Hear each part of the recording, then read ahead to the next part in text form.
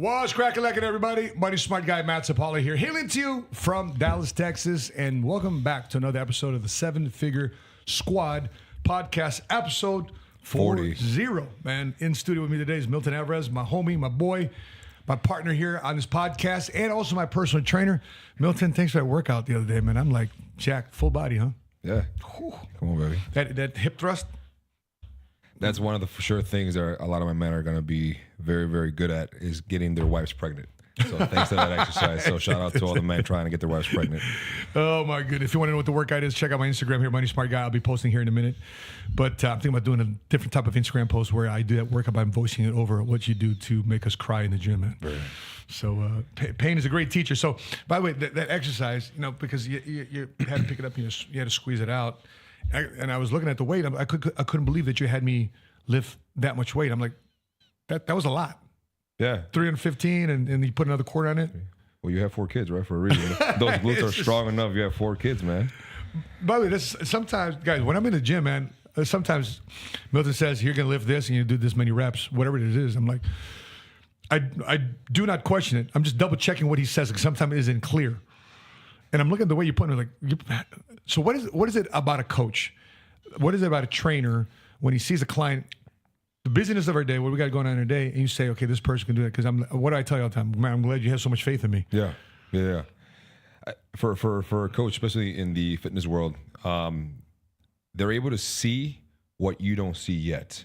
Because unfortunately, a lot of times people are stuck in a certain belief system about themselves, their strength, their endurance, and the way you're pushing out the reps, the way you're maneuvering the weight, we're able to see that you can go up by another 2.5, 5, 10, 15, 20 pounds, depending on what the exercise is. But sometimes, like I think I tell you and I tell this to all of my other clients, don't let your body dictate what your mind can actually, where your mind is actually at. Let your mind dictate where your body's at. But that, in order for that to happen, you need to be able to have a good amount of mental resilience, because you can actually do more than you think, but we limit ourselves out of the fear of getting hurt, out of the fear of not knowing what the next move is, out of the fear of not knowing, how to do the exercise correctly, which is why, after I've been working with you for a couple of years, it's so much easier to coach you because you know what we're doing, compared to someone new where it's going to take a couple of weeks to be able to condition because them you're teaching mentally. The actual exercise. Exactly, correct. But we should get that out the way. Yeah. Now it's reps, weights, and variations, and what's that noise? I'm shocked with that. These are like somebody's drilling. Anyway, we got an interesting show here today.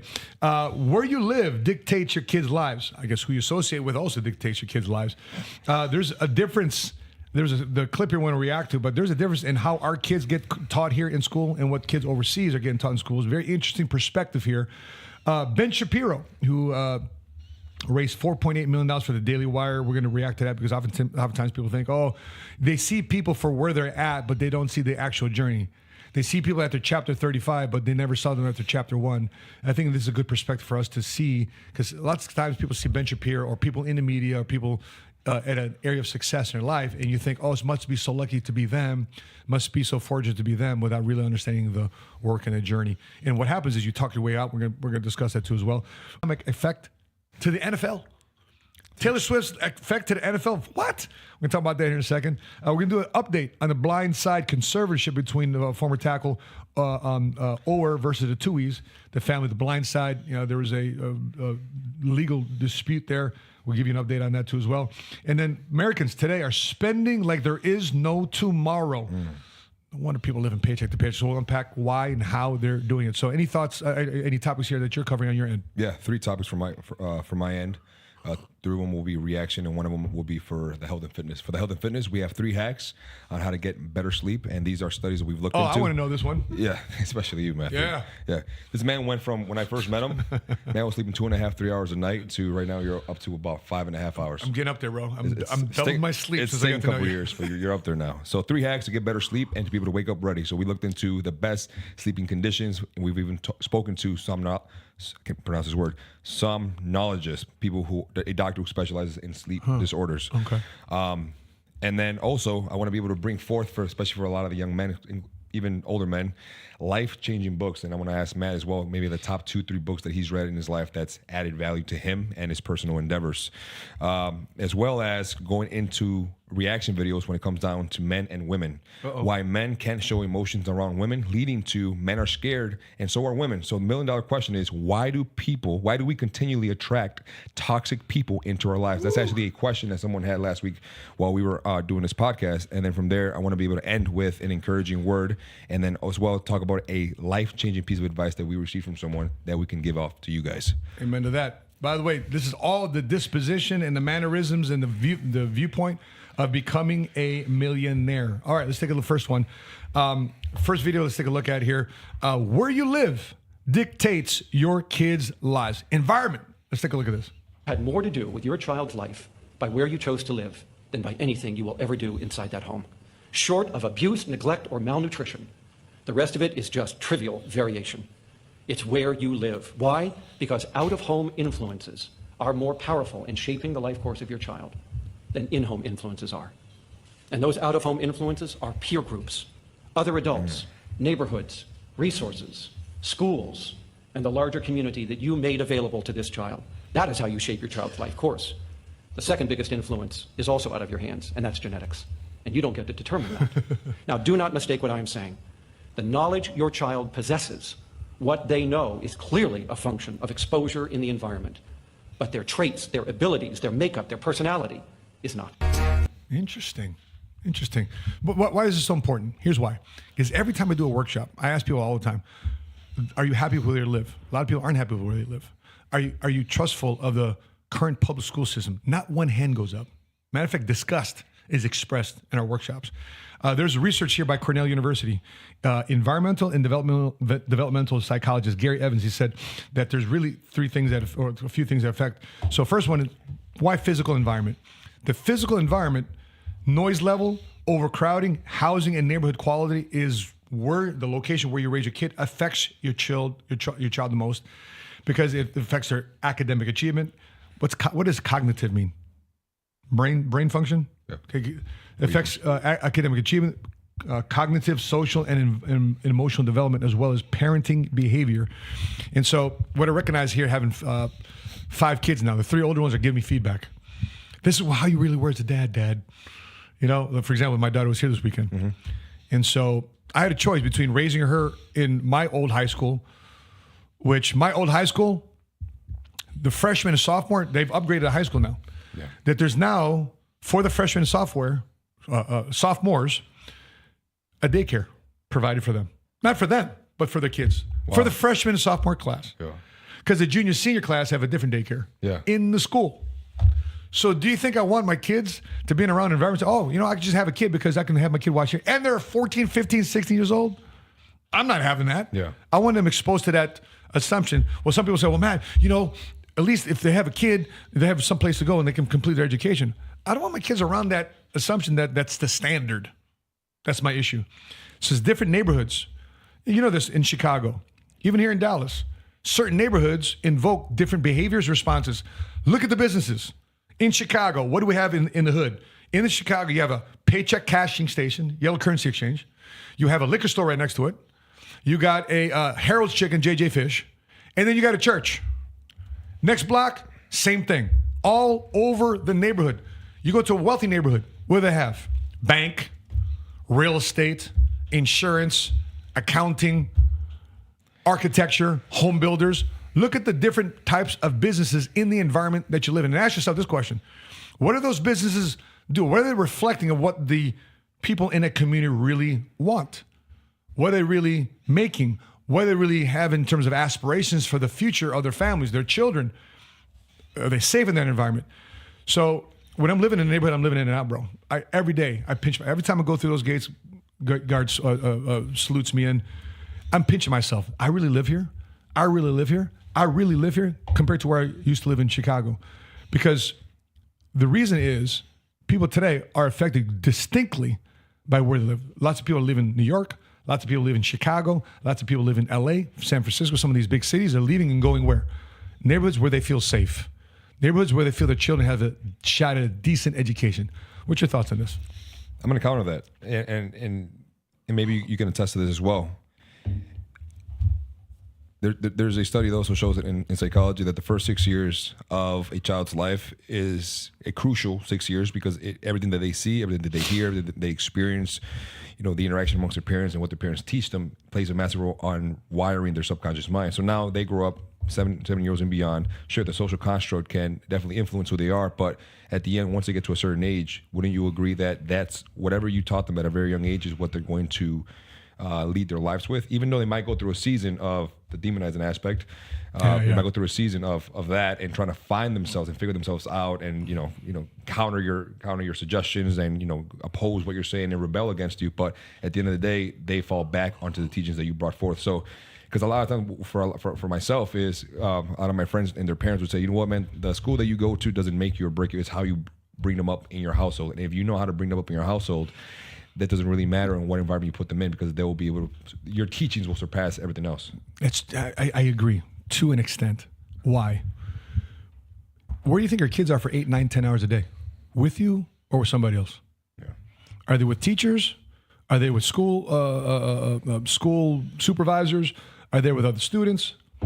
Because they're going to spend an overwhelming large amount of time away from you. And they're going to come back home with that thinking, with that process, peer pressure, insights from people that you may not agree with values and principles that you may not even align with. And now you got this kid at home at 6 o'clock at night trying to have dinner with them or do some form of family activity with them, and then they're all jacked up from everything they heard at school since 8:30 in the morning. And you got to help unwind that. It reminds me when I had kids and I had we exchanged weekends. We'd rotate. I'd get my kids back from the mother. And for 2 days, I have to deprogram them on how they were thinking at their mom's house. And by the time I got them finally fixed right, guess what they go back to? They go back to the mother's house. Because the mother was completely opposite of what I would believe in, the values and principles I would believe in. I'm a capitalist. She's a socialist. I believe in independence. She believes in, let me take everything the government can give me and everything my baby daddy can give me. And then we pay for that. Taxpayers. The taxpayer pay for that, right? Yeah. And so now the kids early on, by the way, what's an easier message?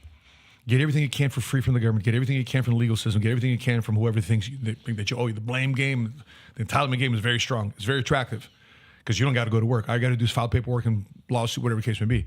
What's hard? What's hard is independent. What's hard is earning it. What's hard is building it. What's hard is picking up yourself after a loss and a failure, and you continue to succeed and grow and evolve and improve. That's hard, but the outcome is a lot better than depending upon church, family, friends, and government. Which is why, again, going back to what we said last week, that's why a lot of people choose oppression over responsibility of taking ownership of their own lives. It's easier, right? That bottle's easier. easier. So much easier. The pill is a lot easier. So much easier to go with. Prayer is hard. Communication is hard. Mm-hmm. Association with other men that are feeling the same way you do, and being for some minute they're somewhat vulnerable in your prayer time with you and God.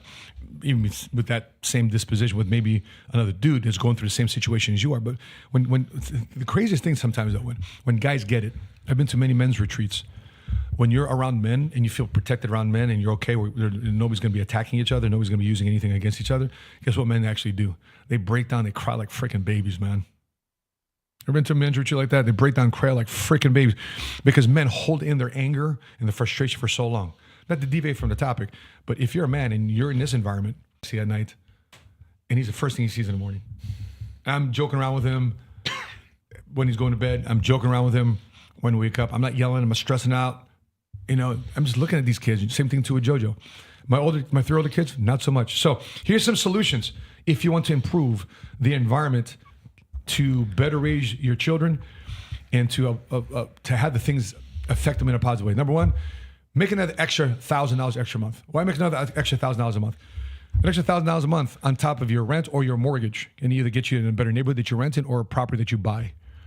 That's going to be directly reflecting on how you raise your kids and how your kids feel in that environment that you're raising them. Some people say, if I could only make $1,000 extra a month, I'd live here or live there. Where do you want to live? Chances are another $1,000 extra based on rent, utilities, and travel. The second thing about travel is reduce the time you spend in traffic.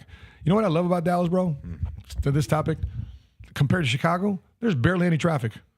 Yeah, it might be inconvenient here for like 10, 15 minutes, but bro, it's not like you go onto the highway. Remember on the 290, how much of a parking lot that is? 290 east to west, yeah. 9094, how much of a parking lot that is? Yeah. And you're so frustrated getting from 5 miles and it takes you 30 minutes to do 5 miles. You might as well just ran there or taken a bike there. Here in Dallas, everything's 20 minutes away.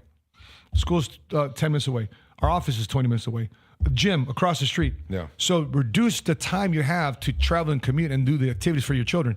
Reduce that time. Compress it down. And for some of you who said, well, I can't do that in my neighborhood. Great. That's why you potentially need to move. Back to point number one, make another $1,000 extra a month. So therefore you can live in a better neighborhood. And the third one, you got to recruit a support system. When I was a single dad, I looked to my neighbors and the moms that were at school, because I had appointments after school for obviously building my business. And I asked, hey, Lauren, hey, Lisa, would you mind, because you're picking up your kids, if I pay another $20 or $30, can you pick up my son too as well? And I'll see you at the apartment. I'll pick him up after 6 o'clock. That's what I would do. I'd recruit my support. So therefore, I'm not zigzagging back and forth, trying to pick up my kids. Now, obviously, you got to trust these people. Of course. But the bottom line is you can recruit people if you ask, vet them out, and get these people around the right associations. And, there goes a lot with, chances are, if you like that parent, you probably like their kid. Yeah. Because children are reflected also of their parents. So the first thing that stood out to me as a single guy is, how can I make an easy $1,000 a month extra? So I looked it up online, and this is what I came up with. If you go to a sperm bank, you can receive around $100 per donation. In some sperm banks, you can even receive up to $1,000 if you donate 3 times a week. Hey, that's the fastest. Fastest and yet most pleasurable. 5 minutes, man. 5 minutes, you're done. You're done. All I need is 30 seconds, Matthew. There's so many different ways. And that's why I'm glad you listen to the 7 Figure Squad podcast. So many different ways to make money. Guys, there's YouTube University, $500 extra a month, $1,000 extra, $2,000 extra a month. We're not telling you to quit your job. Start a side business, start a side hustle. So many different ways today to make $1,000 extra a month. And by the way, if you want to know more, how about making another $1,000 extra a month, stay posted. Stay posted to our YouTube channel. Stay posted to this podcast. Get connected. Again, if you're going to recruit people to support your kids, now you got to recruit people to help you out as a parent, as an individual. Start asking around how to make another $1,000 extra a month legally. Whether sperm bank or blood bank, that's what I did. I did blood bank. Plasma. I donated plasma. Correct. Right?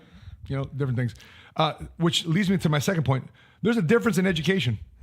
There's a complete distinctive difference between education in America versus education in other parts of the country. Let's take a look at this clip.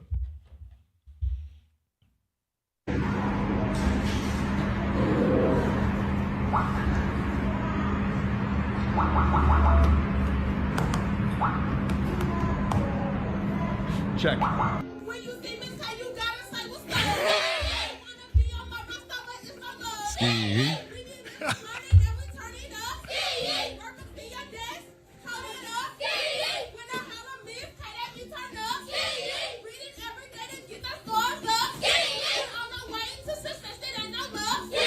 Coming tight, so it's up, then it's stuff. All right. Fuck with it, yeah. So what they're saying is we not be good at math, but we're good in English, in music, in entertainment. That was entertaining. So by the way, I know that's a gross example, and there's a lot of good schools here in America, but the premise is understandable. I understand what the point they're trying to make. That do you trust the school system more in America, or do you think the public school system in other countries are teaching them math, science? And by the way, some of the smartest people I've run across are Asians. Chinese. Why? Because they drill Indians. They drill the stuff in their home, in their homes. Because our family is in the Philippines, and they find it as an upgrade to the family if you marry somebody that's Chinese because they're smarter. Interesting. By the way, this is Filipino American History Month. Marrying somebody that's Chinese is smarter and richer in the Philippines. It's kind of like Jewish in America. Yeah. So I was looking into the way the Chinese vocabulary works and the way they do business, and because if you look at no matter whether you're in a ghetto or in a really top-notch neighborhood, when you look into what the Chinese do, man, and for a short period of time, They build, they stack, they save, and they immediately start a business. Whether it's a freaking dry cleaners, whether it's a convenience store or a Chinese restaurant. You see Chinese restaurants everywhere, no matter whether you're in a ghetto or in a really good neighborhood. Right next to McDonald's. They don't in their vocabulary. They don't have a word for problem. The word that they have for problem is translated as opportunity. Really? So that's why Woo! now You dropped some knowledge, baby. Now you go into any ghetto neighborhood or any rich neighborhood, you see Chinese restaurants, you see dry cleaners, whatever. What is it? Stereotypical businesses they may have, but they're still businesses. Now, a brown person, a Mexican person, Latino person, black person goes into a neighborhood. The first thing they look for is what? A job. They look to start businesses. We look to get jobs. So we stay so behind at the bottom of the totem pole that we don't look for something more, because the first thing we see is a problem, an obstacle. Yep. And Chinese people, they look for opportunities. And that's a big difference, and that comes down to your mindset, the way you perceive life, the way you approach life. It's a great point. Filipinos, when they come here, their great financial freedom is being a nurse. Yeah. Their way for financial independence is working in the healthcare system, which, by the way, today, right now, Kaiser Permanente just went on strike in California. So Kaiser Permanente strikers, healthcare workers are all on strike. So don't go to emergency room if you have Kaiser Permanente. But nonetheless, you have different expectations based on the environment that you're growing up in the country that you're growing up in, and the narrative that you're around. So if you're talking about kids like that, for example, Jojo yesterday, he's 13 years old, just turned 13 years old. He's busy, because if I don't keep the kid busy with the right things, sports, tutor, coach, if I don't keep him busy with the wrong things as much as mom and dad work, if he's not busy with the right things, guess who he's going to default into? Online, going to YouTube, black hole, video games. And by the way, a lot of these traffickers, you know what they're finding? They're finding fake accounts trying to get to kids through video games. So I'm making sure that the conversation with my kid, what are you looking at? What are you playing? Who are you playing? Because now they're texting and talking. Before, video games used to be just you and the console. Yeah. Now it's you and the console and the internet. Yeah. Whoever's playing the damn video game all together online. So number one, you need to keep your kids busy, just like mom and dad, with the right things. The other thing here too as well is kids need to learn differently. What type of student were you? Because for me, I wasn't a good student sitting down in the classroom. I need to move around. Even today, I have an office. I don't have an office. I need to move around. I'd fall asleep in class. And here's the thing, the teacher would too. Really? The teacher would tell us, read from this page, write And a they fall summary, asleep? turn it, and fall asleep. Take a nap in class. See, that's the thing too as well. Back to environment. I mean, what type of example is that teacher setting? You know, it's okay to fall asleep in class because the teacher's falling asleep in class. So the other aspect too is parents need to be involved more. Here's the bottom line. Stop outsourcing your values and principles to other people. Establish your own values and principles, what you stand for. Take some time out this weekend. Take 30 minutes. Jot down a couple values. Wisdom, integrity, dependability, initiative. Put some core values out there that you believe in, that you want to edify through your kids. When you come in through a house, first thing you see coming out of the garage into our home, Sapala family, we are friends. Yes, we're family, but we're also friends, because I want our house to feel like a safe space. We have different values and principles that we write on each other's on text message. We're constantly edifying. This Saturday, right? You took us on a workout, 4 o'clock Sunday. 4 o'clock Sunday. Right? We had a blast working out as an office, as business partners, and our families were there. The last exercise you had us do was abs. Yeah. And then after abs, we needed to do planks. We had a plank out. For 60 seconds, you had to do the plank. And then after that, it was competition. Who's going to be Last who? man standing. Last man standing. And who won? My daughter won that Your one. daughter, Sapala, won. You know what was ringing through her head? I kept telling her, "You're a Sapala. You're Sapala. You're Yeah. Sapala." She had pride in that name. Yeah. She said, "Right, I can't quit. I can't quit." She goes, "I got jacked up to you reminding me that I'm a Sapala. You can't quit. You're Meilani. You can't quit. You're creating a new." So no, it wasn't just a workout.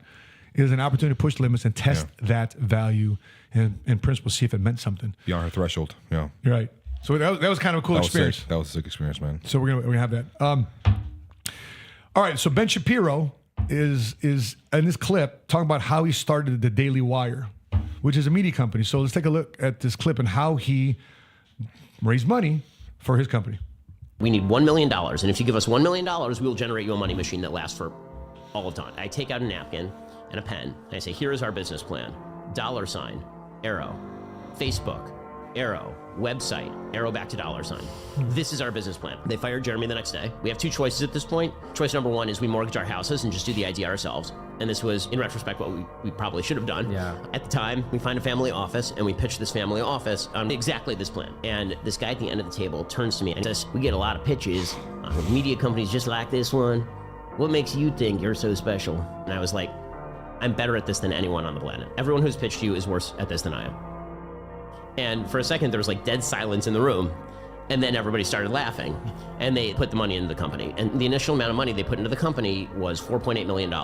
We did $200 million in revenue last year. What do you think that original investment is worth today? Well into the 9 figures. Unbelievable.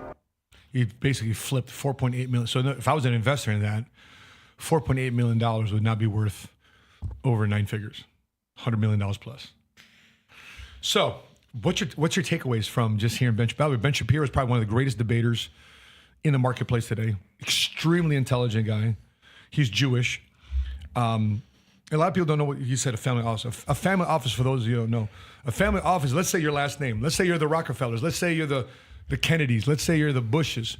Instead of going to an investment manager at Charles Schwab or Merrill Lynch, you hire a certified financial planner. You hire a certified public accountant. You hire an attorney. And all they do is just manage your family's money. That's balling. So they don't have a job in any other financial institution. That institution is your family bank, your family last name. They're managing your investments.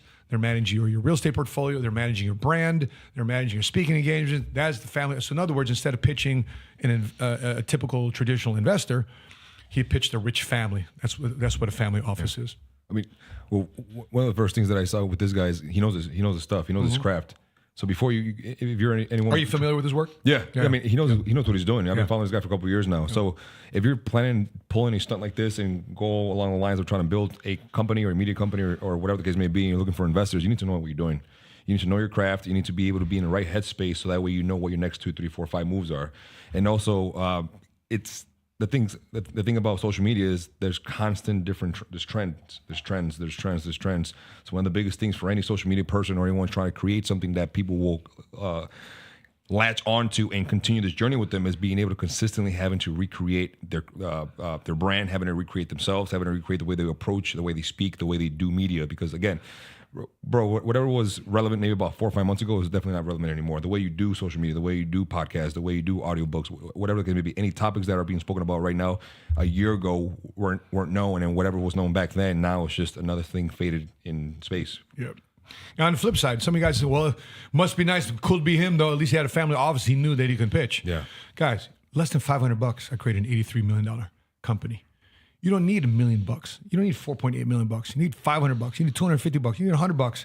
You need to be in a position where you say, no matter what, I'm going to take this budget. I'm going to make it work. I got to find something to sell. Obviously, what is he selling? He's selling his brand. Mm-hmm. He's selling his ability to debate, his view on conservative values and principles as a media host. And obviously, what does he do too as well? He's recruiting other hosts.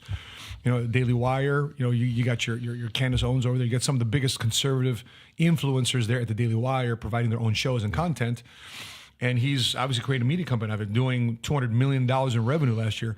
So whether you're raising $1 million for your media company or you got $500 just like I was, how much money did it take for you to start your business? Not much, honestly. How much was a certified trainer certification? Oh, that was 10 years ago, man. I got every year I get one new license or certification. It's maybe around $200-300 every year. Okay, so $200-300 a year. Right? How much? How much did it cost to start your corporation, your LLC or S corp? With dues, fees, and everything, it was probably around $600. $600, guys. You don't need $1 million, and then you sell what you got. Yeah. So I sold what I had, which was understanding life insurance, retirement planning, understanding entrepreneurship and coaching. That's what I sold. And so, number one, you got to be confident in what you're selling, though. And once you're confident in what you're selling, the second thing is you got to know also how to make money. So if someone's going to invest in you, you got to figure out, hey, this is how we're going to make money. Like what he put there. Napkin. Obviously, he drew to Facebook. So what do you think he's doing with Facebook? Ads, right? Doing ads. Yeah. Those ads would lead to a lead page. So he's getting the eyeballs from Facebook into a funnel. Yeah. Into a funnel they can market to. So therefore, going to show their content so people can watch. They can watch the YouTube videos. They can watch the content. They can be subscribed to their media company for special content. So he knew how to make money, and he knew how to go out there and prove it. Yeah. And I think that's why they increased it from $1 million to $4.8 million because he continued on with metrics. Obviously, that's a clip. And the third thing is, like what you just mentioned earlier, every year, every month, every chance you've got to improve. The biggest question I asked for a lot of people today, if you want to improve, my biggest question I asked them was, what was the last book you read? What book are you currently reading? What was your biggest takeaway from the book that you read or currently reading? A lot of people today don't read. So much knowledge out there, both on book format, published written format, or here on social media, or even on YouTube, on articles and white papers. So much knowledge is out there if you seek it. They're giving you the game. So you don't have to worry about nobody's not teaching. No, you're not teaching yourself. This guy here, his wife's a doctor. He's a big proponent on the binary, non-binary. He demolishes all that because he's also dialed into his wife, who's also a medical doctor, and he gets the white papers from her too as well. What they say about a lot of key issues, social issues today, based on tapping into that market. He's constantly growing. He's constantly evolving. It's probably one of the benefits too of running a podcast like this, because every week we're holding ourselves accountable to grow, to improve our skills and abilities. Any other thoughts on that? No, man. Cool. So what do you got? What do you have to cover in your end? So three things from my end. Let's first go to the fitness, health, and wellness aspect. 3 hacks to get better sleep and to be able to wake up ready for your day. I want to know about this. Whether you're a 9-to-5er, whether you're an entrepreneur, business owner, or whether you just suck at sleeping and you want to make sure that you're living a longer, more healthier life. And this is these are multiple studies that we've looked into to find the best sleeping conditions you can they can find. Like I said in the beginning of the show, we've spoken to 3 somnologists. I really hope I'm pronouncing this right. SOMnologist, somnologists who specialize in sleep disorders. So here are 3 hacks to get better sleep. Number 1 is being able to avoid blue light 90 minutes before you go to bed. And that's blue light screens, anytime screen. So don't be on your phone going to bed. Screen, laptops, TVs, phones, iPads. I see that. 90 minutes before, because all that radiation is causing stimulation to your brain. So you shouldn't fall asleep to TV. Whatsoever. So now, because think about it, when you go to bed, and this happened to me last night because I fell asleep at 1 a.m. Doing some notes. You fall asleep after scrolling on social media or just being on your phone checking emails. You close your eyes, but you still feel your brain somewhat active, and you just feel your brain is almost like fried, and maybe your eyes are also burning from all that screen time. So when you are on consistent blue light, especially 90 minutes before you go to bed, it actually decreases your melatonin levels, which is a hormone that's produced by our pineal gland, which is in our brain, and it plays a crucial role in regulating our sleep-wake cycle, also known as our circadian rhythm. So avoid blue light 90 minutes before you go to bed. Number 2 is wake up to natural light. So that's one of the things that I like about, at least from where I live. Open your window. Yes. Right. I have multiple windows in my room, so when the sun comes up, it hits me right in the face, and it's actually good for your circadian rhythm, which is, again, our circadian rhythm is our biological clock that regulates our sleep-wake cycle, which is influenced by natural light exposure, Man. And especially for men. Go ahead. When I was in the Marine Corps, if he felt the light hit us, Yeah. we're screaming out of the rack because we know we're late. Really? Shit. We got to fall asleep in the dark, and we got to go to sleep during the dark. If we even sense the sunlight starting to rise, we already know we're automatically late. Yeah, go ahead. And number 3, especially for my gentlemen, keep your room cool to at least a 68-degree mark. A cool room. 68? 68 degrees. That's cold, A bro. cool room. I know, it's so fucking beautiful. Under blankets. Yes. I'm gonna get sick in that A environment. cool room benefits sleep. It helps you regulate your body temperature, promotes more comfort, and supports uninterrupted sleep and rest. But for my men, some word of advice: let your balls hang. And sorry for being very vulgar. Let your balls hang. Forget the tidy whities. Forget the tight underwear that you wear. Let them hang. Because now there's also studies that show that there's a fat decrease in your sperm count and sperm quality. A fat what? What? You said a fat what? No tidy whities. No tidy whities. No more tidy whities. Okay, Matthew. got it. No more. Okay. Because when you have tight underwear and Free you fall Willy. asleep with them, and you wear consistent tidy whities on a daily basis, there's a lower sperm count for you guys. But when you wear boxers or you just go commando, especially when you go to bed, Okay. you wake up a lot more refreshed, especially when you let the boys breathe. So for my men, sleep in a cool room, avoid blue light for the last 90 minutes, and also wake up to natural light, and you will see that the next day you wake up feeling a lot more refreshed. There you go. I got a great visual of that right now, man. I'm gonna go to space. The challenge though is I got kids, and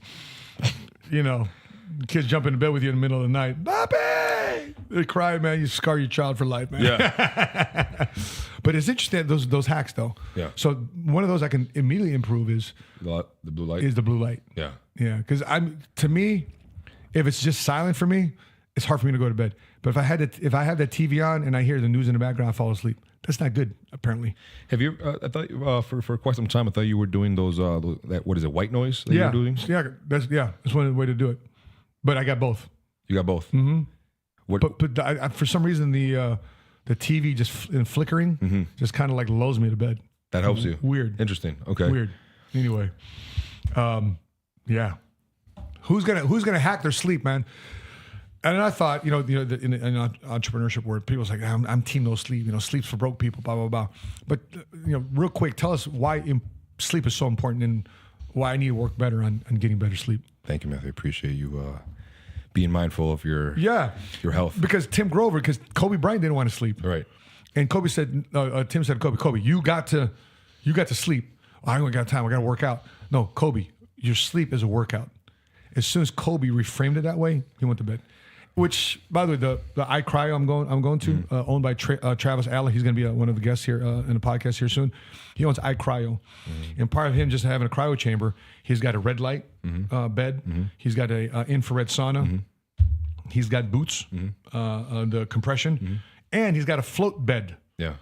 So according to the research, a float bed, you're in there, you're at zero gravity, you're just like this. I did it on Saturday afternoon. I had to do it after a food coma and after lunch because I can't do it at 9 o'clock or 3 o'clock in the afternoon. But I was just floating that thing. I just felt everything just relaxed. And he says 30 minutes in there is like 3 to 4 hours of REM sleep. You're like deep sleep. Oh, shit. Okay. Yeah. And I said, well, how do you know I was in deep sleep? He said, Matt, we went in and we slammed the door next door a couple times. You didn't wake up. Wow. So I was in a deep sleep. I was out. So maybe that's another way to hack it, huh? Yeah. But by the way, there's no blue light. It was just me there. Yeah. Blanket over me. 68. It was cold. They put a blanket over me. Now I get it now. And I was like this. Now imagine that on a daily basis, 7 days a week. Yeah. How often should I go? I'm just saying doing that at home. Yeah. Those 3 hacks, apply them to your life on Great a hack, daily man. basis, man. Great hack. Speaking of sleep, Taylor Swift. Here we go. She's got a new boo. That new boo is Travis Kelce, who's a tight end for the Kansas City Chiefs. And so if we can take a look at my screen here. So Taylor Swift not throwing concerts, making money.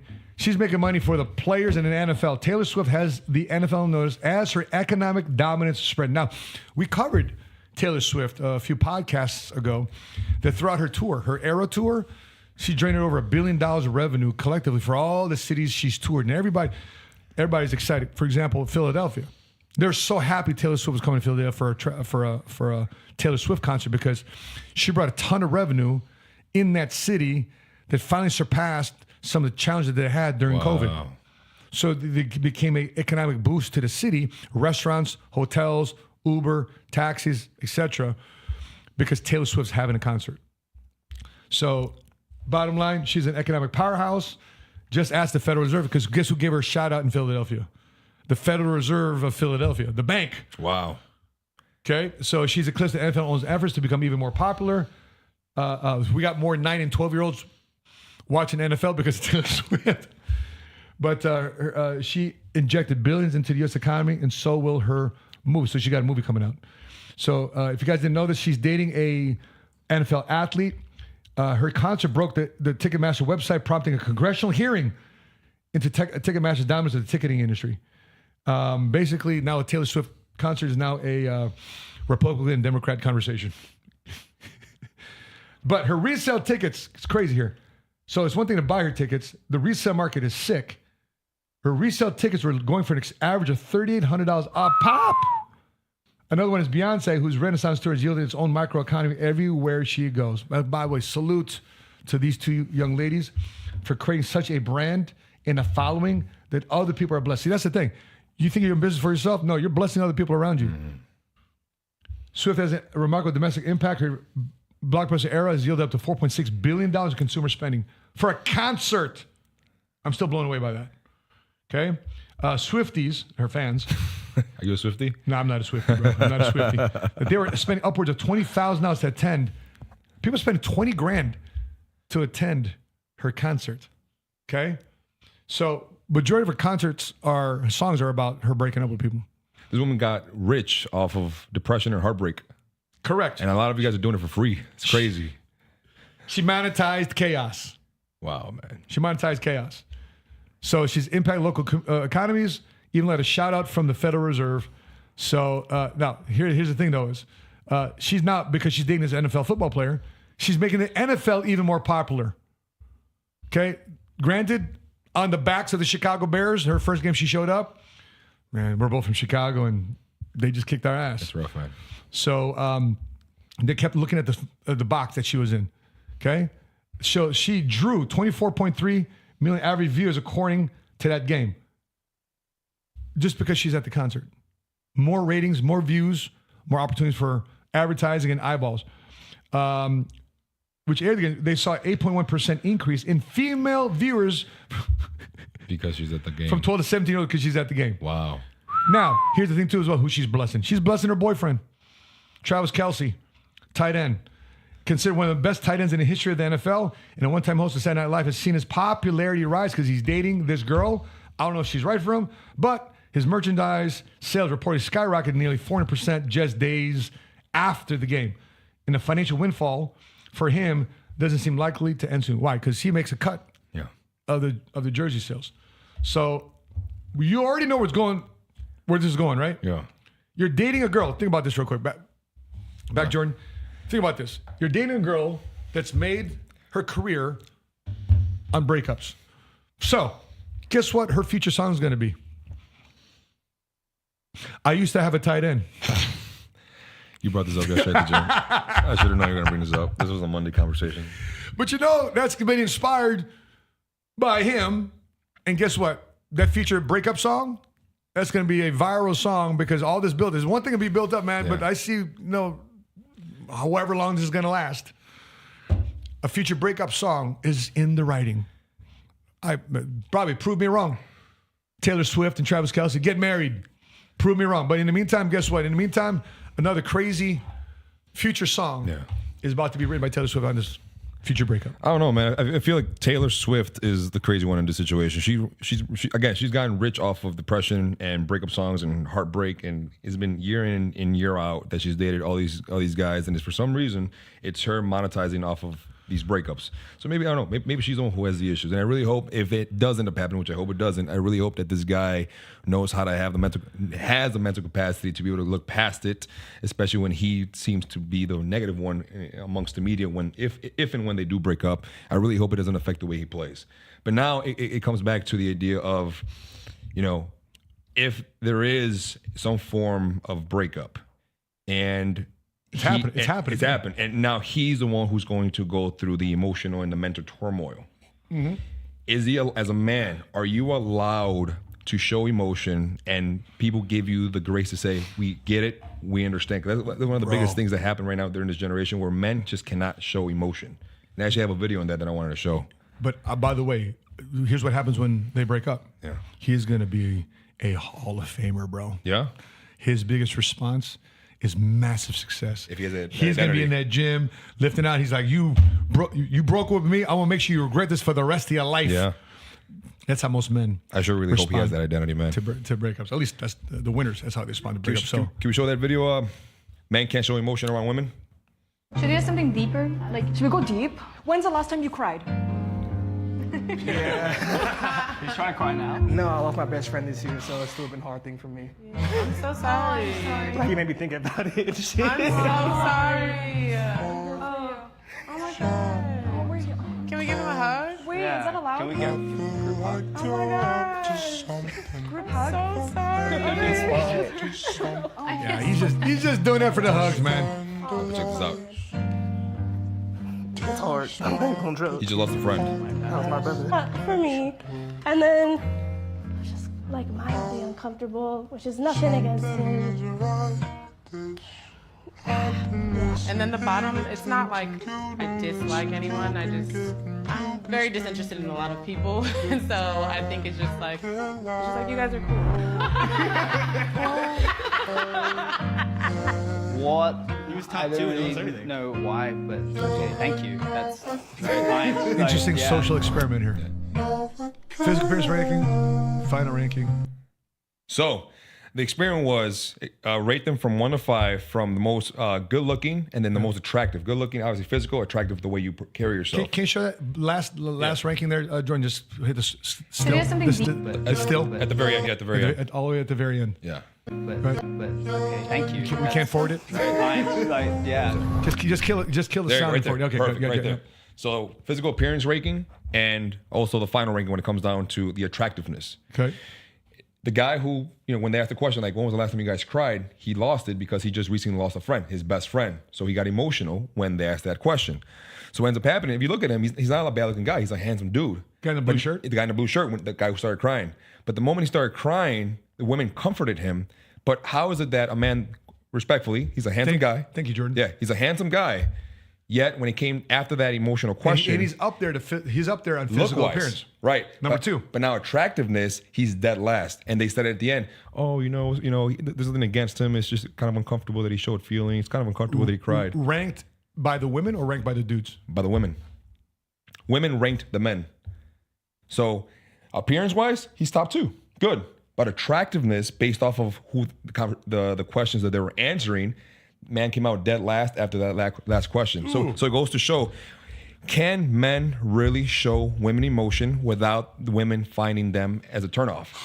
So recently, I went on a date with somebody, and I went. What's his name? His name. it was a chick. I promise. I went on a date with somebody. Okay. And there was some form of vulnerability that I actually showed this woman. I told her one of my insecurities, and she paused. And she looked at me, and I don't think it was the same day, but I think it was the next day or maybe a couple hours after, late evening. She advised me, like, Milton, you showing me that insecurity was something unattractive to me. And I hesitated because I didn't know how to respond to what you told me. So in the back of my front face is, okay, cool. I'll work on it, and thank you for keeping me accountable. But in the back of my head, I'm like, wow. So every time that I show you one of my vulnerabilities or an insecurity that I have, is that going to reduce who I am in your eyes, right? So the thing is, because process is first thing. Yes. Is it okay for men to cry? Absolutely. Yeah. But the second question is around who and where and when. Yeah. So that's a social construct. That's a social disposition. Yeah. Like I was mentioning earlier, at men's retreats, amongst other men that we've learned to trust one another at those men's retreats, and who those breakout groups are. Yeah. There are moments of vulnerability there. Yeah. Some guys cry their ass off, man, but it's around other men. Sure, men cry, absolutely. Healthy, and to have that vulnerability with other men. I'm still because when have I shown? I've shown it to Sheena when I was going through child custody issues. I was crying over my kids. Yeah. But Sheena didn't take it as non-attractive. I don't know. What do you guys think? You guys are watching this live. You guys are watching this on a replay. Should men cry publicly around anyone? Should they cry around women? Should they cry around men? Okay, let's process that. Yeah. If a man cries, we're a bunch of guys are together, a man starts to cry. Yeah. What's our level of what's our stud factor on that guy? High or low? Low. Extremely low, at the bottom of the barrel. Yeah, of course. Right? Of course. Least guy to trust. Yeah. When I was in boot camp, some kids started to cry. Dude, get them out of here. Okay. You cry amongst a close circle of friends, one-on-one or on a one-on-one basis. The guy starts crying. You're talking to your boy, he starts crying. How do you rank that? He trusts you. That's your guy. Yeah. Does he lose any? I don't know. Because he understands. Cool points. Because he understands. Yeah. He understands. Completely understands where you're coming from. Right. Yeah. So now my following thing is, men are scared and so are women when it comes down to relationships. So the $1 million question is, why do we continually attract toxic people into our lives if we are constantly falling into these negative relationships? What a good question.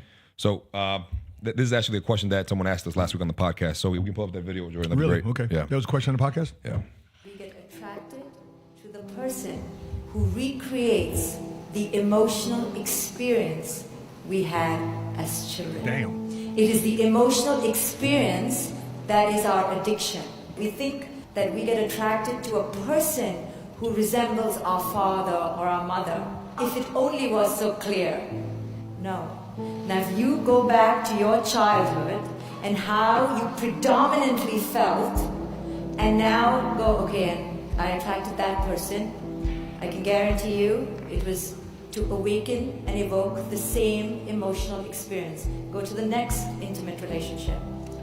Same emotional experience. Till, of course, you change course and awaken. Yeah. Till, of course, you awaken. That's the point, though. But if you're not awakened, you're not woke to the situation, you by default will choose toxic people. But if you are awakened and you still choose, then that's a choice, though. Yeah. Because, Sheena often says, I married my dad. I'm like, is that a good thing? Because I resemble her dad. My demeanor, my disposition, my jokes. Yeah. Right? So she's like, oh my gosh, I can't believe I married my dad. But it's a good thing for her. Yeah. I don't think it's a bad thing for her. I don't think there's anything toxic about that statement when she says it to me. Sheena, to me, doesn't resemble my mom. Really? Sheena's opposite of my mom. Yeah, Sheena, my mom's very overbearing. My mom's, if my mom could, she would have been a helicopter mom, but she had to go to work. But mom, make sure, typical Filipino mom, make sure everything's, we eat, everything, we're fed, we're taken care of. That's my mom, and I related more. And here's the thing too, as well, do you relate more with your dad growing up, or do you relate more with your mom growing up? And then who do you relate with more now as an adult? Do you relate more with women or do you relate more with men? And if you're in business and you have relationships, that also affects on how you lead people. Because then either you by default trust more men or you default trust more women, and that affects the type of people that you build with and you recruit for your business, that you recruit as partnerships and strategic alliances. That affects that too as well. Or I only get along with black people, or I only get along with Latino people, or I only get along with white people. You have to awaken to the fact that you look at people for people. Yeah. Not because of the color of skin, but because of how they act and the specific skill set that you need for the role that they need to fill. That's when you awaken. So if you're not conscious of that, you'll by default be attracting toxic people. 100%. And going back to what you said, who are you closer to?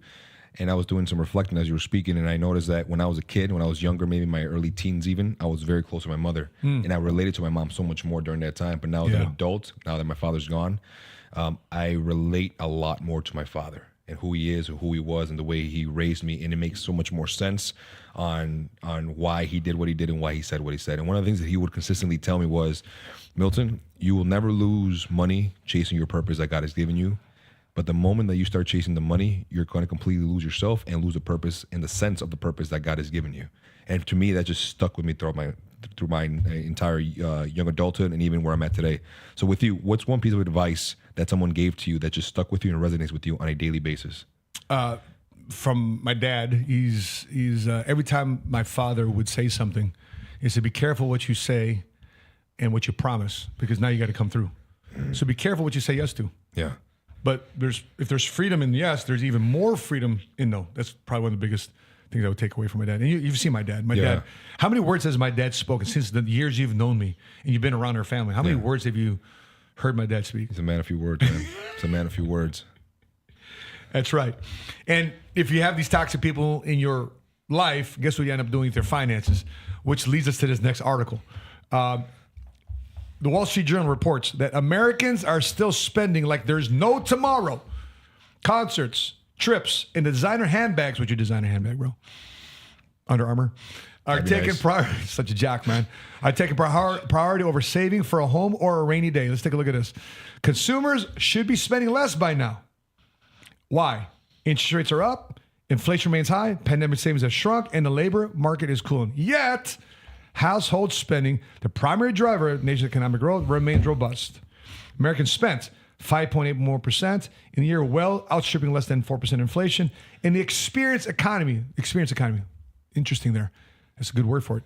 Experience economy boomed this summer. Delta Airlines reporting record revenue in the second quarter. Ticketmaster selling over 295 million event tickets in the first 6 months of 2023, up nearly 18% year over. That's a big rise. Economists and financial advisors say consumer spending put spending on short-term needs and goals above long-term ones is normal. Normal for them, but from an economic standpoint, it should not be normal if you want to save for your future. Because when people are living paycheck to paycheck, Milton, guess what people stop doing? They stop investing. And investing is more than just a monetary thing. Investing means that you're placing time, money, resources, effort into something that has a future rate of return for current delayed gratification. Today, people don't want the delayed gratification. They want to experience it now. Here's a case study. This dude right here lives in Brooklyn, New York with his girlfriend, Ibby. He spends $3,000 a month for an apartment that would cost $1 million to buy. At current rates, that means around $5,000 a month if he had a mortgage versus rent at $3,000. After he saves $200,000 for a down payment. And what's his justification? It's not even that nice of an apartment. So instead of saving for a down payment that he expected to after turning 30 and getting engaged the past year, he splurged. He took that money instead, spent $600. Speaking of Taylor Swift, he bought a $1,600 Taylor Swift tour ticket, and he spent $3,500 on a bachelor party trip to Ibiza. I might as well just enjoy what I have now. Now, here's the thing. I know you travel the world, but I also know you save. Yeah. You save for your future. You have a policy. You have an IUL. You went to Egypt last year, right? Yeah. It was okay to have it, right? Where'd you stay? It was a really nice hotel, but it was really cheap. I was very frugal with my money out there. $20 a day to survive out there. Damn. To survive and eat 3 meals a day and get a tour guide. Very, very nice, guys. Speaking of which, look at this this family here. So this family here booked a trip. This couple, after Lindsay, 37, quit her job. They went to credit card debt, quit her job to become a full-time caregiver to the 8-year-old son who had special needs. So they went to credit card debt to finance a vacation. We did not have the money, and we were like, let's just do it anyway. 39-year-old general contractor in Seattle. Trip cost $10,000, including 3 $1,000 last-minute plane tickets. Damn, 3 of them. 10 nights at a $385 a night 4-star resort and several elaborate meals. Even though the family decided to cancel subscriptions and cut back on dining out to help offset the bill, they say they have no regrets, especially since they got to see Lahaina. Lahaina's in Maui. Yeah. Just a few months before it was decimated by wildfires. Now, here's my thing.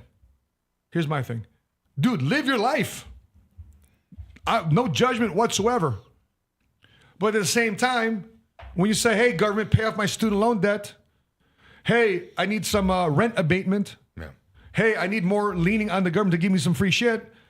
And at the cost of the taxpayers, at the cost of people socially around them, that's when I start having an issue with it. Because many people today in the 70s and 80s, they're broke, man. They're broke. They're going back to work. Yeah. I'm doing a talk at the end of this month at a retirement community here, a senior living center. They asked me to come in, and they said, we're raising rates next year, and the 80-year-old residents that live here, next year, potentially, they may not be able to afford to live here. They got to go somewhere else to live. So can you come in and do a financial workshop to show them how to stretch their money? Yeah. So therefore, they can afford this retirement housing. And by the way, this is nice. This is a nice area. Yeah. And it's not Medicaid, it's not government assistance, but it's a nice area. And so in their 70s and 80s, they're worried that these folks didn't save enough. We're just in New York, big old high rise. Swaz and I were looking at this high rise, a senior living community. Swaz Googled it right away. That's how you know you're in a car full of insurance agents. He Googled it right away. To stay in this high rise apartment in New York, a senior living community. Let's say you're retired in Manhattan. Mm-hmm. You're done working in Wall Street. You retire there in Manhattan. It's $11,000 a month. $11,000 a month. A lot of people have not planned for their future down the road because they think today, hey, I got the money today, let's just spend it today. Without realizing, man, down the road, I'm becoming more and more dependent. The more I spend today, the more dependent I am on other people down the road. And if you want to maintain your financial independence, you want to maintain your financial dignity, decisions like this, I don't know, man, it's going to cause people to get the more dependent. It's going to bite you in the butt. So Josh Rittner said he greatly lowered his retirement contribution. One more time here, Jordan, thank you. Josh Rittner said he greatly lowered his retirement contribution to afford a cross-country trip that included a $7,000 Alaskan cruise so his family could see the ice caps, which have been melting at a rapid clip. I've never spent this much money on a trip before, says a 35-year-old who says the splurge was also motivated by the pandemic and a health scare. So, dude, I get it. People say, you know what? I'm going to live my best life now. But at the same time, too, is what happens if you live a long life? Yeah. What's your thoughts on this? Well, I think because of this mindset, I think education is definitely one of the biggest things, which is why I want to tap into. I'm sure you definitely have at least 2 or 3, but I want to give the viewers, the young men and the men, or even the ladies, top 3 books that have literally impacted my life, that's helped me change my identity, the way I think, the way I perceive money, and also the way I perceive life. And the top 3 for me, at least, man, whatever you want to give off on this, is the 7 Habits of Highly Effective People That's Franklin Covey. One of the biggest books Stephen Covey. that I pushed. Yes, for finance, Rich Dad Poor Dad was the very first book that I ever read by Robert Kiyosaki that put me on. Especially when it comes down to having a little more understanding of how to make my money work, and then when it comes down to networking, How to Win Friends and Influence People by Dale Carnegie, and when it comes down to your spiritual aspect and your spiritual walk with God or just yourself, The Purpose-Driven Life by Rick Warren was definitely a game changer for me. And that's what helped me with my journey, with my identity, with my mindset, with my perception of money, and just everything else in life when it comes down to business and just my personal endeavors. But I'm sure Matt has some pretty heavy hitters. There it is. FEMA warning. FEMA warning. It's early, 2 minutes early. Yeah. There's a test at a National Wireless Emergency Alert System. Everybody's getting this right now. You're watching this live. We're all watching this, all experiencing this all together. All right. Interesting. We all experienced that 2 minutes early. Everybody got it. Did you get it on your end? You're watching this, you got it on your end too as well? Live viewers got it on your end? Last thought here. Watch this video. Can you take a look at my screen? I sat down with a CPA, an attorney that used to train IRS agents, and he wrote a book called Lower Your Taxes Big Time. And if you want to go out and have fun, knock yourself out, but have the government subsidize it by it being through your business. Here's a millionaire's thing. How do I spend money but deduct it off my tax so I can get a return on my investment, not just the exponential experience, have exponential rate of return coming to as well. So my wife and I, we traveled the world. We were at Bahamas a month ago. We were in Paris, Monaco last year. We're going to Bora Bora here next summer. All this is all tax deductible business expenses. I believe it's chapter 4 in his book. If I would point you to a resource, read this book, Lower Your Taxes Big Time. The other chapter here, chapter 2, is how to turn your car into a tax deductible gold mine by establishing a trade or business on the side part-time. And you incorporate these things into your method of doing business. If you pay for internet, you pay for a cell phone, you have a car, you like eating food once in a while, there's ways to deduct it off your taxes in the pursuit of a trade or business. Read this book, Lower Your Taxes Big Time, or at least watch this video. We'll put it in the comment section below. We'll put it in the description below of checking out this video here with Sandy Botkin on how the rich avoid paying tax and put that money right back into their pocket. So that being said, man, episode 41 next Wednesday. We have some interesting interviews coming up here in the Seven Figure Squad YouTube channel. But with that being said, please put your thoughts, your questions, your comments. You agree with us? You don't agree with us? Please put it in the comment section below. If you haven't done so, make sure you subscribe and hit notifications to be alerted next time we upload our next episode. And we'll see you next Wednesday. Milton. Come on, baby.